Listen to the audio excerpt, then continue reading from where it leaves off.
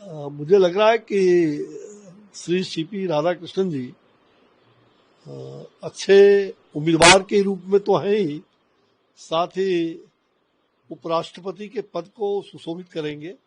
इसके लिए मैं उन्हें हृदय से बधाई देता हूं और पार्टी का यह निर्णय बहुत ही योग्य निर्णय है। दक्षिण भारत से उन्होंने लाया है, ये एक सुखद है।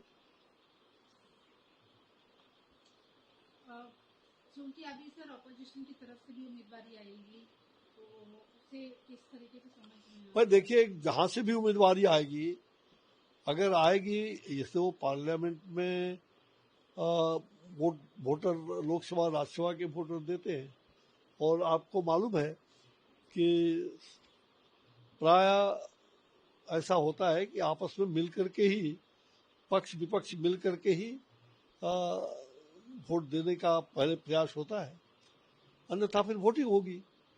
तो वोटिंग में एनडीए जीतेगी, उसमें कहीं दो मत नहीं, लेकिन प्रयास तो रहेगा कि सबको मिला करके इस जो कैंडिडेट दिया गया है उनमें सबकी सहमति हो जाए, और सहमति हो जाए तो उत्तम है। इससे बढ़िया कुछ हो ही नहीं सकता है।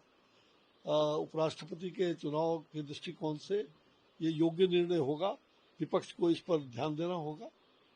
और मुझे लगता है कि ये अनुभवी है, पुराने लंबे काल से पार्टी के भी रहे और पार्लियामेंटियन भी रहे हैं अच्छे। हर प्रकार से इनका परफॉर्मेंस, राज्यपाल तो रहे ही दोनों जगह, परफॉर्मेंस अच्छा रहा है और एक समाज के ऐसे वर्ग से भी आते हैं। तो मुझे लग रहा है कि पार्टी ने सोच समझ करके ये निर्णय लिया है। बिहार में चुनाव होने एसआईआर पर सवाल खड़े करे हैं। इलेक्शन कमीशन ने प्रेस कॉन्फ्रेंस करके बोला है कि अगर कोई तथ्य है तो पेश करे, नहीं तो हलफनामा पेश करे, नहीं तो राहुल गांधी की पूरे देश से माफी मांगे जो चुनाव आयोग पर वो आरोप लगा रहे हैं। देखिए, कभी कभी क्या होता है, चोर मचाए शोर, आप जान रही हैं। अब जिनके दाढ़ी में कहते हैं ना, चोर के दाढ़ी में तिनका, तो जो लोग चोरी करके स्वयं यहां तक पहुंचे हैं, जिन्होंने लोकतंत्र के, अब पूरी तरह से लोकतंत्र को, जिनके खानदान ने लोकतंत्र को समाप्त कर दिया था, आपातकाल ला करके इस देश में पूरी तरह से संविधान को बदल दिया, लाखों लोग जेल में और हम जैसे लोग यातनाओं के शिकार हुए, ये कोई भूल सकता है क्या? और इसलिए आपातकाल का हुआ काला दिन, आपातकाल का हुआ काला दिवस नहीं सहेगा, नहीं भूलेगा भारतवर्ष। तो जो लोग चोरी करके लोकतांत्रिक मूल्यों का हनन करते रहे, आज वो दूसरे को चोर कहते हैं। वोट की चोरी, कौन सी चोरी, किसकी चोरी? क्या जो बांग्लादेशी है उनको वोटर लिस्ट में नाम रहना चाहिए क्या? और ये प्रक्रिया तो बराबर होते रहता है, और ये विपक्ष ने इसको खामका हवा बना करके, इनके पास मुद्दे नहीं है, ये चाहते हैं कि किसी तरह से जनता में, इनको मालूम है कि ये औने मुंह गिरेंगे, इनके दांत खट्टे हो जाएंगे, तो पहले से ये माहौल बना रहे हैं कि ये हमारे वोटर यहाँ काटे जा रहे हैं, वहां काटे जा रहे हैं। कोई वोटर काटे नहीं जा रहे हैं।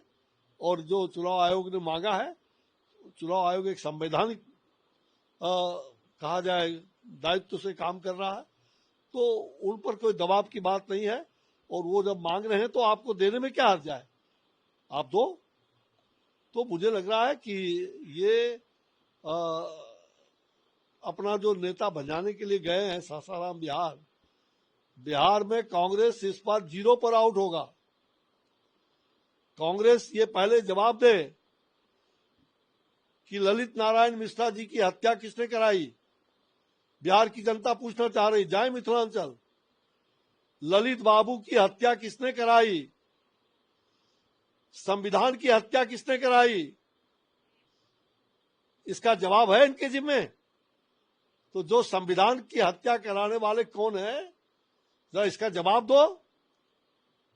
ललित बाबू एक बड़े नेता, ललित नारायण मिश्रा जी बिहार के बड़े नेता थे, उनकी हत्या आज 50 साल हो गए, वो हत्या की गुत्थी अभी तक नहीं सुलझी है।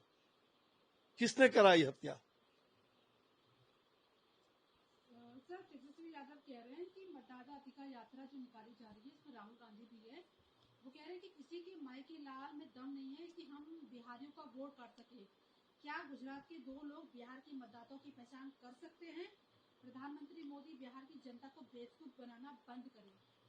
सुनो, ये जो लोग जो अपने कालखंड में, इन्हें पता नहीं इनके पिताजी ने किस प्रकार से वोट की चोरी की, किस प्रकार से गोलियों से वोटर को भूंजते थे, किस प्रकार से बूथों को लूटते थे। ये लूट बंद करने का काम हम लोगों ने उस समय से किया। तो ये बूथ को लूटने वाले, मैंने पहले ही कहा, चोर मचाए शोर। ये लोग शोर मचा रहे हैं, और जो लोग स्वयं बूथों पर कब्जा करते थे, जो हत्या की राजनीति करते थे, जो गुंडागर्दी करते थे, जंगल राज में पूरे बिहार को परिणत कर दिया था, ये इल्जाम लगा रहे हैं प्रधानमंत्री पर। ऐसे लोगों को जनता पूरी जवाब देगी और इनके दांत खट्टे हो जाएंगे। ये वही लोग, खानदानी लोग जुटे हैं कि हमारा खानदान कैसे बचा रहे। ये खानदान के खिलाफ चुनाव होगा। ये भ्रष्टाचारी, दुराचारी, संविधान के और जितने लोकनायक जयप्रकाश नारायण के आंदोलन से विद्रोह करने वाले, ये भ्रष्टाचारियों से एक एक जवाब पूछेगी जनता, अपराधियों से, जंगल राज वालों से। इसलिए इनको डर है कि इस बार तो हमारा पूरी तरह से उल्टी गिनती इनकी शुरू हो गई है।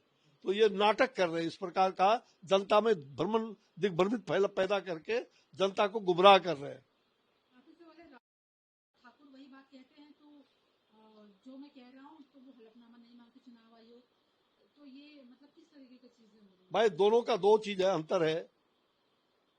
इन्होंने जबरदस्त, कहा जाए जबरदस्ती, इन्होंने इनके कालखंड में कितने होते थे, इनके चुनाव क्षेत्र में जहां पहले चुनाव लड़ते थे और जहां अभी लड़ रहे हैं, ये कोई नई बात है क्या? भाई वोटर लिस्ट में नाम कई बार गलती होता है, उसके सुधार होते हैं। ये कोई नई बात तो ही नहीं बोल रहा है। ये जनता को गुमराह करके और वोट की चोरी हो रही है।